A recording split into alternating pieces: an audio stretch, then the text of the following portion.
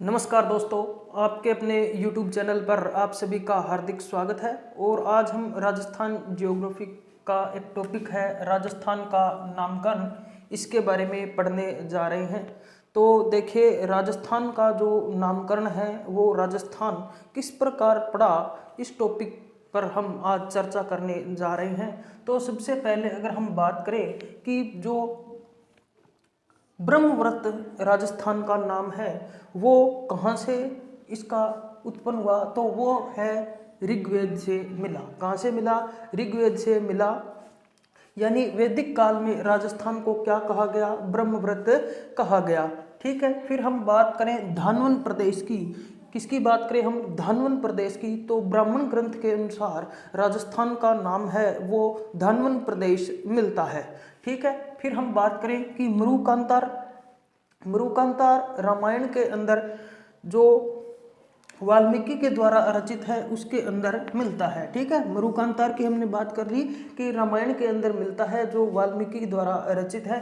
फिर हम बात करते हैं कि राजस्थान्या द्वितीय कहाँ पर मिलता है। राजस्थान्या द्वितीय है वो मिलता है बसंतगढ़ शिलालेख से। ठीक है, बसंतगढ़ शिलालेख कहाँ पर है भाई? तो बसंतगढ़ शिलालेख है वो खिमल माता के मंदिर जो सिरोही में पड़ता है वहाँ पर है, और उसके ऊपर राजस्थान्या द्वितीय उत्कीर्ण किया गया है। फिर हम बात करें कि राजस्थान शब्द है वो कहाँ पर मिलता है, तो नैनसीरी ख्यात में। ठीक है, नैनसीरी ख्यात में। ठीक है, राजस्थान शब्द मिलता है। और राजस्थान शब्द है वो राजरूपक में भी मिलता है। राजरूपक किसके द्वारा लिखित है? वीरभाण के द्वारा लिखित है। ठीक है, जो राजरूपक है वो वीरभाण द्वारा लिखित है और इसमें राजस्थान शब्द है वो मिलता है। फिर अगर हम बात करें राजपुताना की, ठीक है, तो राजपुताना जो शब्द है वो राजपूत राजाओं के द्वारा शासित जो स्थान था उसके क्या नाम दिया गया? राजपुताना नाम दिया गया, जो जॉर्ज थॉमस के द्वारा 1800 ईस्वी में दिया गया। कब दिया गया? 1800 ईस्वी में जॉर्ज थॉमस के द्वारा लिखित दिया गया। और ये मौखिक नामकरण है। ठीक है, इसका कोई लिखित प्रमाण है वो नहीं मिलता है। और जो जॉर्ज थॉमस है वो आयरलैंड का निवासी था। जॉर्ज थॉमस है वो कहाँ का निवासी था? वो आयरलैंड का निवासी था। ठीक है, और अगर हम बात करें कि इसकी मृत्यु है वो कहाँ पर हुई, तो इसकी जो मृत्यु है वो बीकानेर के अंदर हुई। ठीक है, फिर एक पुस्तक आती है, वो उस पुस्तक का नाम है the military members of George Thomas. ठीक है, the military members of George Thomas. ठीक है, और ये किसके द्वारा लिखित है? विलियम फ्रैंकलिन के द्वारा लिखित है।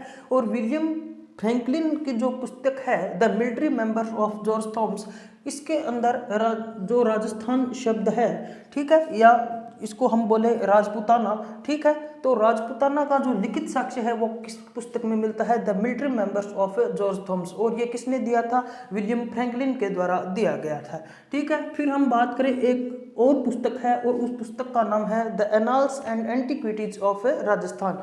The annals and antiquities of Rajasthan, जो 1829 में कर्नल टोड के द्वारा लिखी गई। कब लिखी गई? 1829 में कर्नल टोड के द्वारा लिखी गई। ठीक है, और इसका जो हिंदी अनुवाद है वो पंडित हीराचंद ओझा ने किया था। 1829 में कर्नल टोड ने पुस्तक लिख दी और हीराचंद ओझा ने इसका हिंदी अनुवाद किया, और जेम्स कुक के द्वारा इसका संपादन किया गया। किसके द्वारा? जेम्स कुक के द्वारा इसका संपादन किया गया। ठीक है, और जो ये पुस्तक है जो कर्नल टोड ने लिखी थी वो अपने गुरु यति ज्ञानचंद्र को समर्पित है। किसके समर्पित है? यति ज्ञानचंद्र को समर्पित है। और इस पुस्तक के अंदर कौन कौन से नाम मिलते हैं? राजस्थान मिलता है, रायथान मिलता है, रजवाड़ा मिलता है। ठीक है, और अब हम बात करेंगे कि जो राजस्थान के अंदर विभिन्न स्थान थे उनको किस किस नाम से पुराने समय में जाना जाता था। ठीक है, अब हम बात करते हैं राजस्थान के प्राचीन नाम, जो कुछ विशेष क्षेत्रों को जाना जाता था। जैसे अगर हम बात करें कि योद्धे या नाली क्षेत्र है राजस्थान का कौन सा हिस्सा था, तो इसकी अगर हम बात करें तो ये था उत्तरी हिस्सा। ठीक है, उत्तरी हिस्से में कौन कौन से जिले आते हैं? गंगानगर और हनुमानगढ़। गंगानगर और हनुमानगढ़ को योद्धे या नाली क्षेत्र कहा जाता था। नाली क्षेत्र इसलिए कहा जाता था क्योंकि वहाँ पर घग्गर नदी बहती है। फिर अगर हम बात करें जांगल प्रदेश की, ठीक है, किसकी बात करें हम जांगल प्रदेश की, तो जांगल प्रदेश है वो बीकानेर क्षेत्र था, ठीक है, और बीकानेर क्षेत्र को राती घाटी भी कहते हैं, ठीक है, और ये 2 भागों में बंटा हुआ था, ठीक है। फिर अगर हम बात करें सुजला क्षेत्र की, तो सुजला क्षेत्र है वो टोंक को कहते थे, किसको कहते, सुजला क्षेत्र चूरू को कहते थे भाई, टोंक को नहीं कहते थे, चूरू को कहते थे, ठीक है। फिर अगर हम बात करें शेखावाटी की, तो शेखावाटी है वो चूरू और झुंझुनू और सीकर, चूरू झुंझुनू और सीकर मिलकर है वो क्या बनाते हैं, शेखावाटी मिलाते हैं। अगर हम बात करें साकंबरी की, बैराठ की, ठीक है, तो अगर हम बात करें साकंबरी की, बैराठ की या सांबर की, तो ये सभी नाम है वो किसके थे, जयपुर के थे। सांबर था, बैराठ था और क्या था, साकंबरी था, ठीक है, तो ये था वो जयपुर था। अगर हम बात करें भीनमाल की, तो भीनमाल है वो जालोर को कहते हैं, ठीक है, भीनमाल किसको कहते हैं, जालोर को कहते हैं। अगर हम बात करें वल, दुग्गल, मांड या मरु, ठीक है, वल, दुग्गल, मांड या मरु, तो ये कहते थे जैसलमेर को, ठीक है, वल, दुग्गल, मांड, मरु, ये सभी किसके नाम थे, जैसलमेर के नाम थे। अगर हम बात करें सपादलक्ष की, किसकी बात करें, अगर हम सपादलक्ष की बात करें, तो सपादलक्ष है वो नागौर, अजमेर और जयपुर था, नागौर, अजमेर और जयपुर है वो क्या था, सपादलक्ष था। अगर हम बात करें स्पेशल नागौर की, ठीक है, अगर हम बात करें नागौर की, तो नागौर को अही छत्रपुर कहा जाता था, क्या कहा जाता था, अही छत्रपुर कहा जाता था। फिर अगर हम बात करें अर्बुद की, ठीक है, किसकी बात करें, अर्बुद क्षेत्र किसको कहा जाता था, तो माउंट आबू को अर्बुद क्षेत्र कहा जाता था। अगर हम बात करें मेरवाड़ा की, ठीक है, किसकी बात करें, मेरवाड़ा की, तो मेरवाड़ा है वो अजमेर को कहा जाता था, किसको कहा जाता था, अजमेर को कहा जाता था। और मारवाड़ है वो जोधपुर को कहा जाता था और इसके आसपास के क्षेत्र को भी, ठीक है, तो मारवाड़ है वो जोधपुर। अगर हम तो ये सबसे बड़ी रियासत थी, ठीक है। अगर हम बात करें मेवाड़, मेदपाट, प्रागवाट की, किसकी बात करें, मेवाड़, मेदपाट और प्रागवाट की बात करें, तो चित्तौड़गढ़ के जो आसपास का क्षेत्र था वो इसके अंदर आता था। अगर हम बात करें गोपालपाल की, गोपालपाल किसको कहा जाता था, करौली को कहा जाता था, ठीक है, गोपालपाल किसको कहा जाता था, करौली को कहा जाता था। अगर हम बात करें सूरसेन की, सूरसेन, ठीक है, तो सूरसेन मथुरा को कहा जाता था और जो इसका स्थान था सूरसेन है वो मथुरा की राजधानी थी, ठीक है। करौली धौलपुर से लेकर यूपी तक, ठीक है, करौली धौलपुर से लेकर यूपी तक का क्षेत्र फैला हुआ था। अगर हम बात करें हड़ौती की, हड़ौती कोटा, बूंदी, बारां और झालावाड़, ठीक है, हड़ौती क्षेत्र है वो हम सभी को पता है, कोटा, बूंदी, बारां और झालावाड़ का क्षेत्र है। अगर हम बात करें ब्रज की, किसकी बात करें हम, ब्रज की, तो ब्रज है वो भरतपुर, धौलपुर का क्षेत्र था। ब्रज है वो कौन सा क्षेत्र था, भरतपुर और धौलपुर का क्षेत्र था। अगर हम बात करें मत्स्य की, मत्स्य है वो जयपुर और अलवर का क्षेत्र था, ठीक है, मत्स्य किसका था, जयपुर और अलवर का क्षेत्र था। अगर हम बात करें कुरु, कुरु है वो अलवर से लेकर दिल्ली तक फैला था, उत्तरी पूर्वी हिस्सा था, ठीक है, कुरु अलवर से लेकर दिल्ली तक था, ठीक है। और अगर हम बात करें चंद्रावती की, किसकी बात करें हम, चंद्रावती की बात करें, तो चंद्रावती सिरोही को कहा जाता था। चंद्रावती किसको कहा जाता था भाई, सिरोही को कहा जाता था। और मुंडोल है वो बांसवाड़ा से लेकर उदयपुर तक का क्षेत्र था। मुंडोल है वो कहां से कहां तक था, बांसवाड़ा से लेकर उदयपुर तक का क्षेत्र है वो था। अगर हम बात करें शिवी, शिवी चित्तौड़गढ़ को कहा जाता था। शिवी किसको कहा जाता था, चित्तौड़गढ़ को कहा जाता था। अगर हम बात करें वागड़, वागड़ है वो दक्षिणी राजस्थान का हिस्सा था, ठीक है, दक्षिणी राजस्थान का हिस्सा वागड़ था। इसमें डूंगरपुर और बांसवाड़ा का क्षेत्र आता था, ठीक है। अगर हम बात करें कांठल की, कांठल है वो प्रतापगढ़ को कहा जाता था। कांठल किसको कहा जाता था, प्रतापगढ़ को कहा जाता था। पालन या मालवा, ठीक है, पालन या मालवा झालावाड़ को किसको कहा जाता था, पालन या मालवा झालावाड़ को कहा जाता था। और खैराड़ टोंक को कहा जाता था, किसको कहा जाता था, खैराड़, खैराड़ टोंक को कहा जाता था।